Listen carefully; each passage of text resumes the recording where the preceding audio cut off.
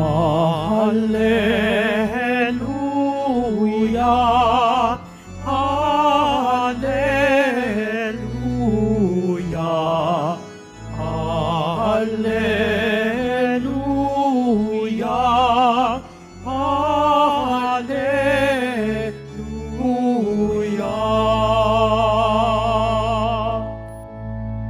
Kami iyong pangaralan upang aming matutuhan ang salitang bumubuhay. Hallelujah, Hallelujah, Hallelujah, Hallelujah.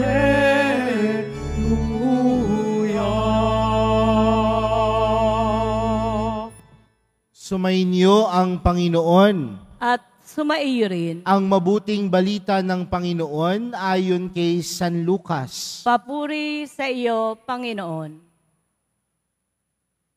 Noong panahong iyon, sinabi ni Jesus sa kanyang mga alagad, "Ipalagay natin na ang isa sa inyo'y nagpunta sa isang kaibigan isang hating gabi at nagsabi, 'Kaibigan, bigyan mo muna ako ng 3 tinapay. Dumating kasi ang isa kong kaibigang naglalakbay at wala akong maihain sa kanya.' At ganito naman ang sagot ng kanyang kaibigan sa loob ng bahay, 'Wag mo nga akong gambalain, nakatrangka na ang pinto at nakahiga na kami ng aking mga anak.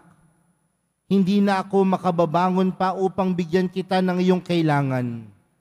Sinasabi ko sa inyo, hindi man siya bumangon dahil sa kanilang pagkakaibigan, babangon siya upang ibigay ang hinihingi ng kaibigan sa pagpupumilit nito. Kaya sinasabi ko sa inyo, humingi kayo at kayo'y bibigyan. Humanap kayo at kayo'y makasusumpong. Kumatok kayo at ang pinto'y bubuksan para sa inyo. Sapagkat tumatanggap ang bawat humihingi, nakasusumpong ang bawat humahanap, at binubuksan ang pinto ng bawat kumakatok. Kayong mga ama, bibigyan ba ninyo ng ahas ang inyong anak kung humihingi ng isda? Bibigyan ba ninyo siya ng alakdan kung siya'y humihingi ng itlog? Kung kayong masasama ay marunong magbigay ng mabubuting bagay sa inyong mga anak, gaano pa kaya ang inyong amang nasa langit? Ibibigay niya ang Espiritu Santo sa mga humihingi sa Kanya. Mga kapatid, ang mabuting balita ng Panginoon. Pinupuri ka namin, Panginoong Hesukristo. Mag-isiupo muna po ang lahat. Magandang tanghali po sa inyong lahat. Pwede bang batiin ninyo ang katabi ninyo ng magandang tanghali? Mga kapatid, sino po sa inyo dito ang nananalangin sa Diyos araw-araw? Marahil karamihan po sa atin ay tunay na nanalangin sa Diyos. At kapag tayo po ay nananalangin, minsan po ang namumutawi sa ating panalangin ay tayo ay humihiling sa Panginoon. Tama po ba? May mga pagkakataon na kapag tayo ay nananalangin, Lord, bigyan mo nga ako nito. Panginoon, ipagkaloob mo nga sa akin ang bagay na ito. Panginoon, pahingi nga po nito. Naalala ko po nung ako po ay nagdarasal sa isang simbahan, at habang ako po ay nagdarasal sa isang simbahan, ako po ay taimtim at nakapikit.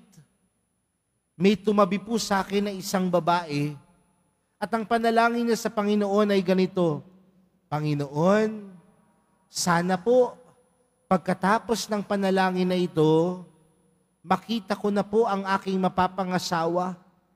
Sabi niya, At ang lakas-lakas ng boses niya, kaya napakikinggan ko yung kanyang panalangin. Sabi ko, mukhang bata pa itong babae.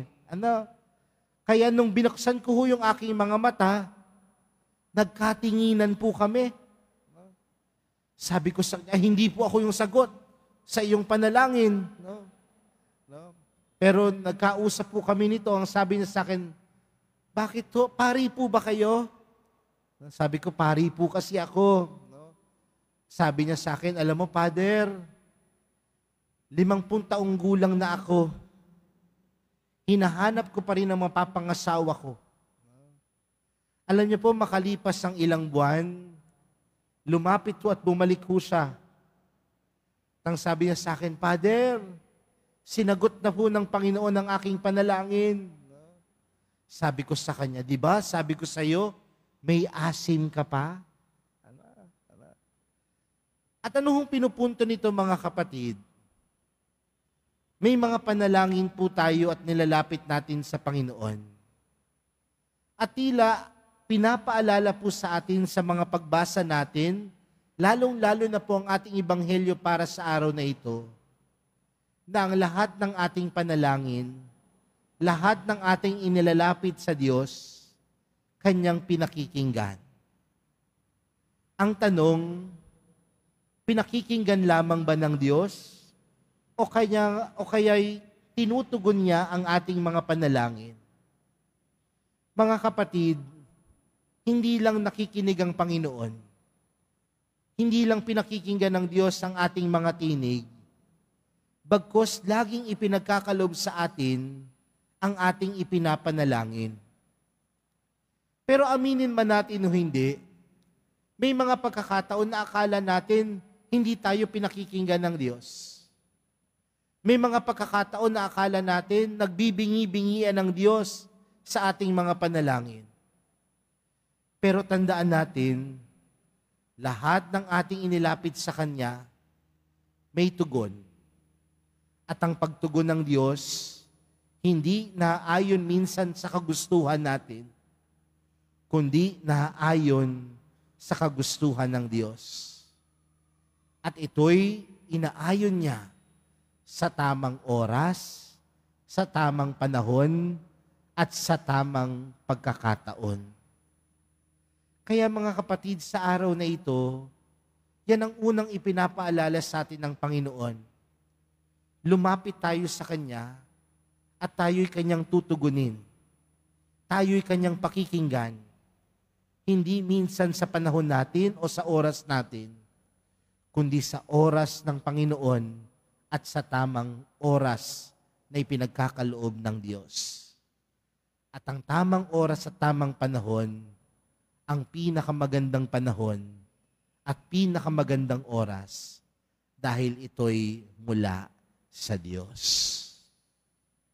Kaya wag kong humina ang loob kung sa tingin mong hindi ka pinakikinggan ng Panginoon sa iyong panalangin. Huwag mawalan ng lakas ng loob na patuloy na lumapit sa Diyos dahil ika'y pinakikinggan niya at ika'y sasagutin niya sa bawat panalangin na ipagkaloob mo sa Kanya. Pangalawang bagay, mga kapatid, madalas kapag tayo po ay nananalangin, ang nasa isip natin na baguhin ang pag-iisip at kagustuhan ng Diyos para sa atin. Pero tandaan natin mga kapatid, sa ating pananalangin sa Diyos, hindi natin binabago ang Kanyang pag-iisip. Hindi natin binabago kung paano tayo tutugunin ng Panginoon. Kundi sa pamagitan ng ating panalangin, ang nagbabago ang puso natin, ang nagbabago ang sarili natin, ang nagbabago ang disposisyon natin upang tanggapin ang sagot sa ating mga panalangin. We never change the mind of God, but it is our disposition on how we receive the answer of God to our prayers that should change. Hindi natin binabago ang pag-iisip ng Diyos. kundi sa pamamagitan ng ating panalangin, yung disposisyon natin na matanggap ng bukal sa ating kalooban, bukal sa ating puso, ang kagustuhan ng Diyos para sa atin. Mga kapatid, sa pananalangin, tayo ang nagbabago. Sa pananalangin, ang puso natin ang nagbabago, hindi ang pag-iisip ng Diyos. Kaya mga kapatid, sa araw na ito, patuloy tayong manalangin. Huwag tayong magsawang manalangin. Huwag tayong matakot lumapit sa Panginoon. Huwag tayong mapanghinaan ng loob na lumapit kay Jesus. Dahil ang ating panalangin, tunay na kanyang pinakikinggan, tunay na kanyang dinirinig, at ipinagkakaloob sa atin sa tamang oras at tamang pagkakataon.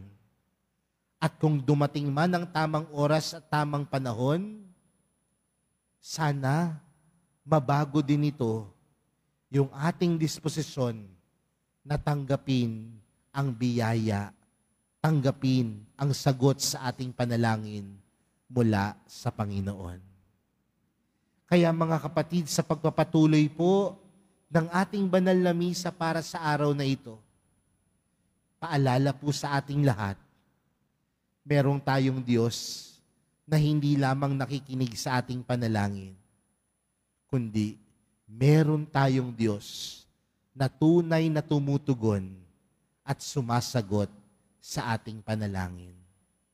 Lumapit tayo sa Kanya, sabihin natin sa Kanya ang ating panalangin, at sa tamang oras at pagkakataon, ang ating panalangin ay Kanyang diringgin. Amen.